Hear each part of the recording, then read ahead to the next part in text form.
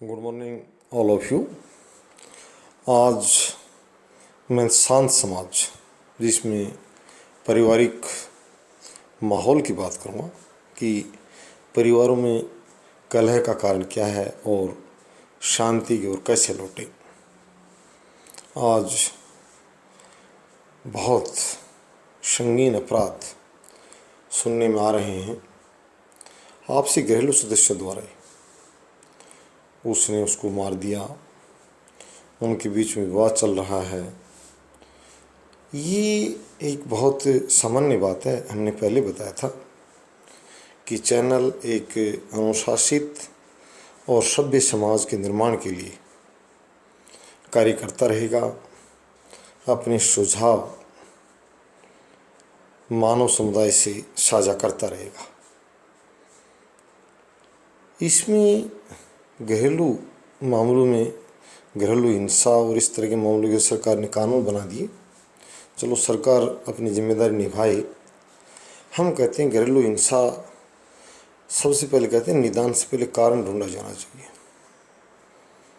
एक ही परिवार के सदस्य जिनके बीच में बहुत ज़्यादा आत्मिक संबंध होते हैं, वो किस कारण के चलते टकराव की राह पर आते हैं, उसका प्रधान कारण जो है वो है कि एक सदस्य द्वारा विनाश का रास्ता अख्तियार करना, गलत रास्ते पर चलना और किसी अन्य सदस्यों द्वारा उसको रोके जाने का प्रयास।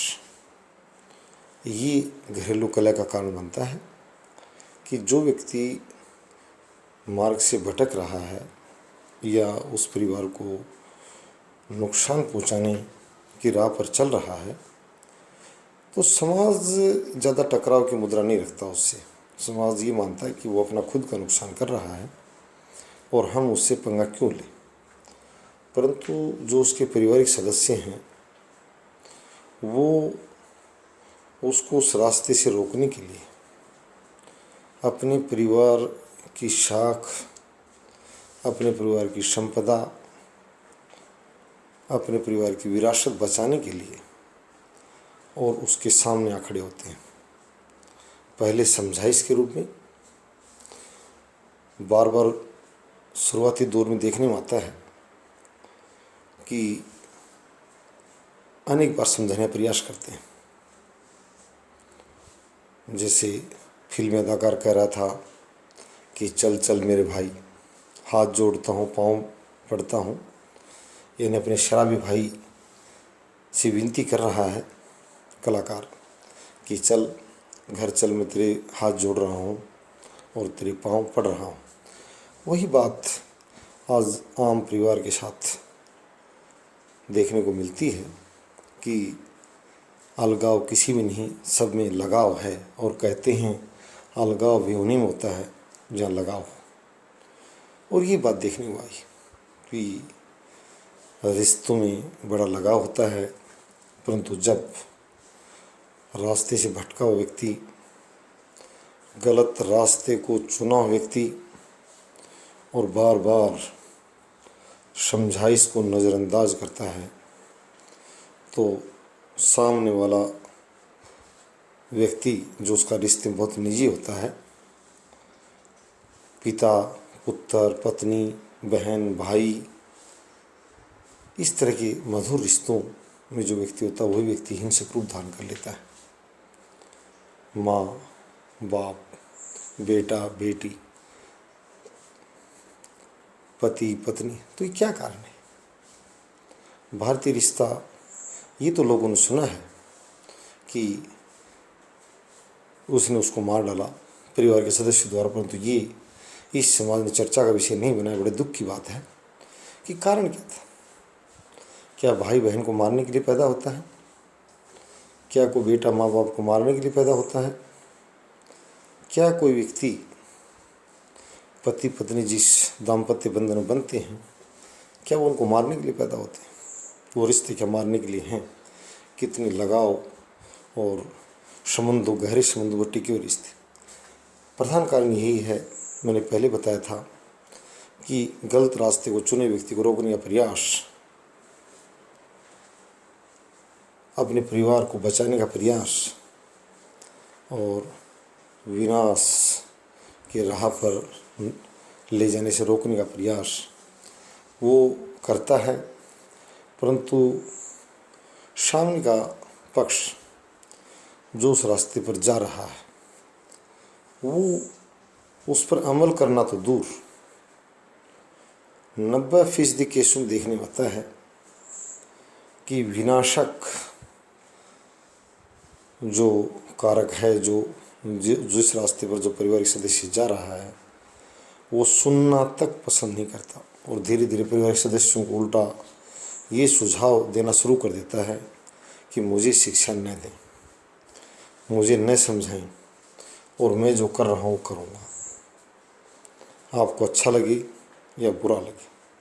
तो ये बातें ठीक नहीं हैं, क्योंकि मैंने पहले कहा हम शांत समाज की तरफ जा रहे हैं और लोग अपनी मधुरता और रिश्तों की गहराई को समझें। कम से कम जो प्राचीन आदतों के अनुसार एक बात ज़रूर मान लें, यदि आप, गांधी जी भी कहते थे कि मैं विदेश में जाकर कुसंगति का शिकार हो गया था।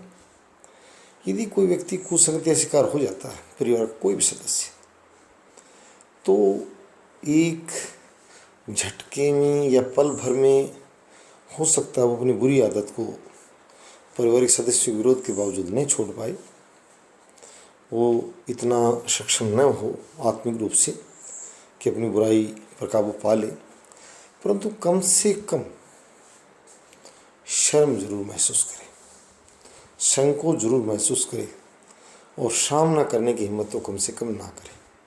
कहते हैं उल्टा चोर कोतवाल को डांटे, तो ऐसे कोतवाल घरों में या ऐसे चोर पैदा न हो जो कोतवाल को डांटने का प्रयास करें। ये मैं बहुत सीधे शब्दों में कह दिया है कि किसी भूमिका में हो, पुत्र या पिता, पति या पत्नी, भाई या बहन, इस तरह की चेष्टा नहीं करें कि चोर ही कोतवाल को डांटने लग जाए कि मैं करूँगा। वहाँ अराजकता की स्थिति पैदा हो जाती है और यही बुरी घटनाएं घटित होती हैं। तो मैं विशेष रूप से चोरों से कहूँगा कि कम से कम सुधरने में चाहे वो समय लें और वो ये भी मान लें अंदर से कि भाई मैं बुरा हूँ, बुराई का शिकार हूँ और 1 मिनट में मेरे से काबू नहीं हो पा रही बुराई। हो सकता है उसमें आत्मिक रूप से, मनोवैज्ञानिक रूप से वो टूट चुका हो, इतनी शक्ति ना हो उसमें, पर कम से कम कोतवाल से ना हो जाए। यदि एक गलत राह पर चला हुआ पारिवारिक सदस्य अगर अन्य व्यक्तियों से समझाने पर टकराव का रास्ता अपनाता तो उससे बुरा कुछ नहीं है। और वहाँ ये मुहावरा लागू होता है, उल्टा चोर कोतवाल को डांटे। तो मैं आज यही कहूँगा चोरों से, हाथ जोड़ के सुबह से उनको सुझाव दे रहा हूँ कि भारतीय समाज को शांति से चलने दें और रोज़ अखबारों की सुर्खियाँ ना बने और तलाक के मामले और अदालतों में भाई बहन की संपत्ति के मामले भी इससे बहुत ज़्यादा दूर नहीं है। यही चोरों कोतवाल वाली बात वहाँ भी लागू, आप जब नज़दीक जाकर देखेंगे कि एक व्यक्ति, एक पक्ष उनमें से बुरा रास्ता अपनाता है और दूसरा व्यक्ति जब रोकने का प्रयास करता है तो वो फिर उसी मार्ग पर जाता है कि मुझे नहीं रहना आपके साथ, मुझे आपसे संबंध नहीं रखने। सुधरने के बजाय वो लगाव के बजाय अलगाव को अपना हथियार बनाता है। ये ठीक नहीं है।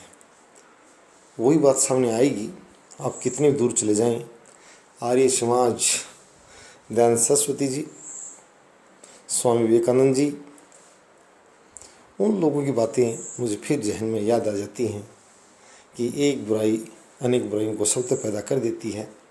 एक फिल्मी अदाकार भी मजाक के लहजे में किसी के बारे में कहता है एक फिल्म में कि ये चोरी उस दिन करता है जिस दिन ये बुरा काम कर लेता है, शराब पी लेता है, चोरी करता है, जुआखोरी करता है। यानी कहने मतलब वो एक मजाक के लहजे में बताता है कि एक बुराई एक पूरी लड़ी बना देती है बुराइयों की। तो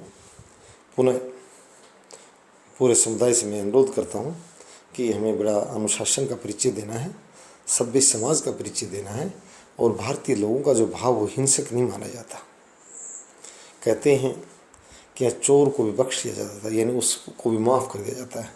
2 थप्पड़ मारकर लोग थाने तक ले जाना पसंद नहीं करते हैं, वो ये मानते हैं कि इसमें बुरी आदत है और समय के साथ छोड़ देगा। मैंने देखा है बाज़ार में व्यापारियों द्वारा, गांव में, शहर में और आमतौर पर बसों में लोग चोरों को छोड़ देते हैं, माफ़ कर देते हैं कि बुरी लत का शिकार है, धीरे धीरे छोड़ देगा या घूमता रहेगा, मैं इतना इस पर क्यों कार्रवाई या वजन डालूं। सब कुछ की माफ़ करने की वो वादा रखते हैं वो लोग, और उसको माफ़ कर देते हैं कि चलो जाने दीजिए। तो आज हम यही कहेंगे कि अच्छी आदतों का विकास करें, बुरी संगतें कहाँ कहाँ से आ रही हैं उनसे बचें, और अपने कहते हैं कि वो व्यक्ति मूर्ख है जो स्वयं के बारे में नहीं जानता। ऐसी डाली पर बैठता है जो टूट कर वो स्वयं नीचे गिरेगा, उस दिशा में अगर बैठता है जिस पर बैठा उसी को काट रहा है, तो उससे मूर्ख भी कोई नहीं है। मैंने पहले ही बताया कि कितने मधुर रिश्तों की बात की है। उन रिश्तों का एक बार कर सोच कर देखिए, उम्र भर की कमाई और पसीनी गाड़ी कमाई उनका शब्द हिस्सा होता है, इससे बड़ा क्या हो सकता है। तो वो सभी परिवार आज सोच में भगवान से प्रार्थना करता हूँ सबको सद्बुद्धि दे और सभी अच्छी बातें सीखें। सब तक ये घरेलू हिंसा जैसे शब्द और ये बुरी सुर्खियाँ सुनने को नहीं मिलेंगी। ये पुनः निवेदन के साथ, प्रार्थना के साथ मैं अपना संदेश प्रसारित कर रहा हूँ। धन्यवाद।